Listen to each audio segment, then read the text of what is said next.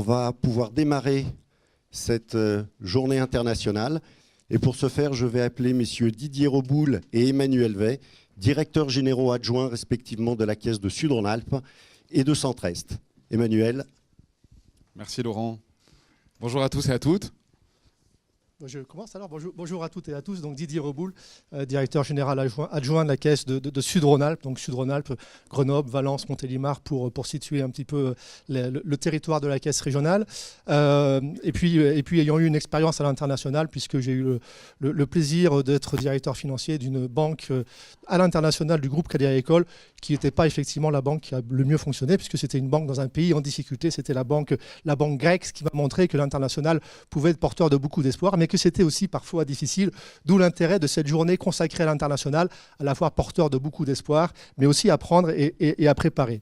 Le format de cette journée il est un peu particulier, parce qu'en fait, il se fait avec les 5 caisses régionales, qui sont les caisses régionales de la région Auvergne-Rhône-Alpes, donc pour les cités Sud-Rhône-Alpes, Centre-Est, évidemment, Centre-France, Clermont-Ferrand, Loire-Haute-Loire, Saint-Étienne, et Savoie, Annecy, Chambéry, pour citer effectivement les villes emblématiques de ces territoires. Et effectivement, ce format, il inaugure une fédération des 5 caisses régionales qui veulent unir leurs forces pour continuer à conjuguer proximité et puissance. Et cette journée, elle obéit à la fois à une conviction et une volonté. La conviction, c'est que l'international est un enjeu majeur pour les entreprises, pour 2 raisons assez simples, mais c'est évident, ça ouvre des marchés nouveaux. Et puis aussi et surtout, ça aide à grandir en se confrontant à d'autres réalités que la réalité domestique. Et pour ces 2 raisons, c'est effectivement un vecteur de croissance qui peut être très intéressant. Et une volonté qui est la volonté d'aider nos entreprises à passer le cap de l'international, ce qui n'est pas toujours forcément évident. Et pour ce faire, au niveau des caisses régionales, nous mettons à votre disposition 50 personnes qui sont donc des spécialistes du service international pour vous aider sur tout ce qui est financement, change, flux, lettres de crédit, etc. Tous ces sujets autour de l'export. Et donc notre volonté, c'est de créer de la valeur sur le territoire et d'être facilitateur de business. Alors tu as expliqué pourquoi cet International Business Day. L'aéroport, pourquoi l'aéroport ? Laurent en a dit un mot. On peut dire aussi qu'évidemment, c'est vraiment le symbole, c'est un lieu emblématique du développement international.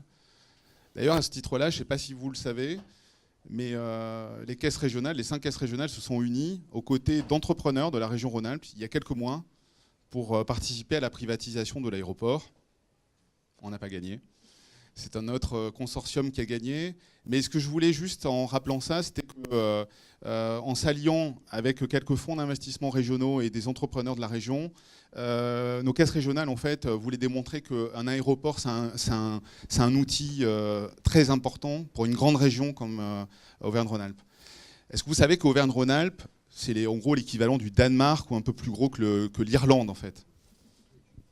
Voilà. C'est ça notre région Auvergne-Rhône-Alpes.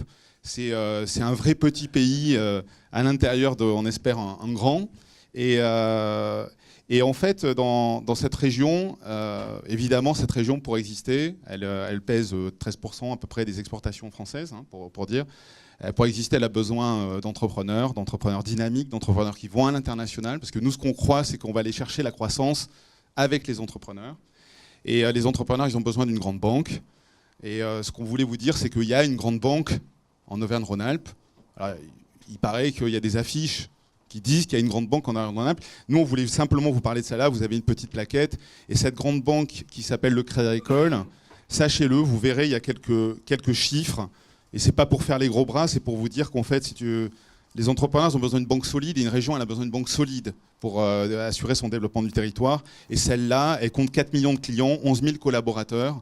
Elle a plus de 10 milliards d'euros de fonds propres. Elle fait plus de 2,5 milliards de chiffre d'affaires. On appelle ça un P&B chez nous.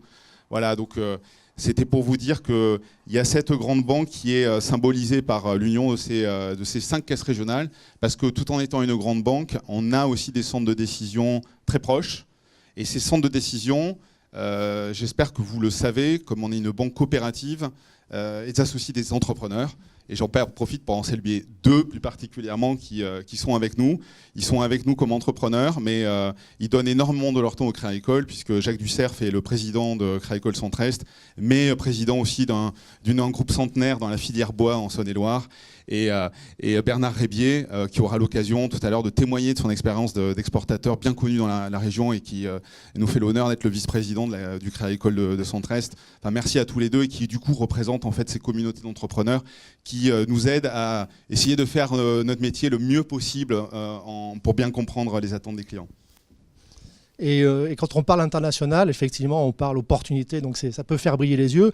Quand on regarde les chiffres, il ne faut pas être totalement naïf. Pour les PME françaises, la contribution internationale des PME françaises, c'est 15% de l'export. Donc finalement, c'est relativement réduit et c'est encore un jeu qui est fait par les ETI ou les grands groupes.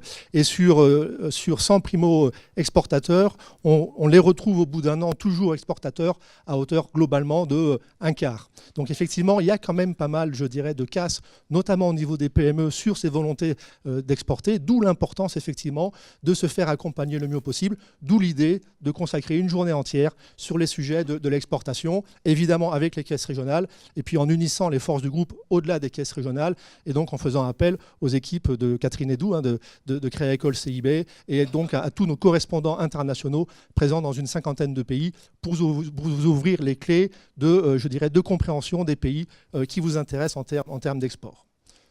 Alors vous savez que depuis quelques semaines, la nouvelle signature du Crédit Agricole, c'est toute une banque pour vous. Et en fait, aujourd'hui, on va essayer d'en faire montrer que c'est une réalité et pas qu'un slogan. Une réalité et un engagement.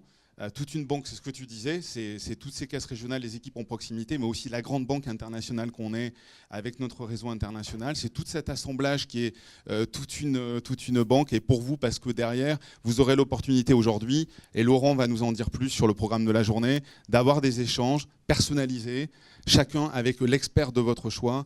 Et voilà, donc on vous souhaite un excellent International Business Day et on se retrouvera pour échanger autour du cocktail à midi après cette matinée de travail.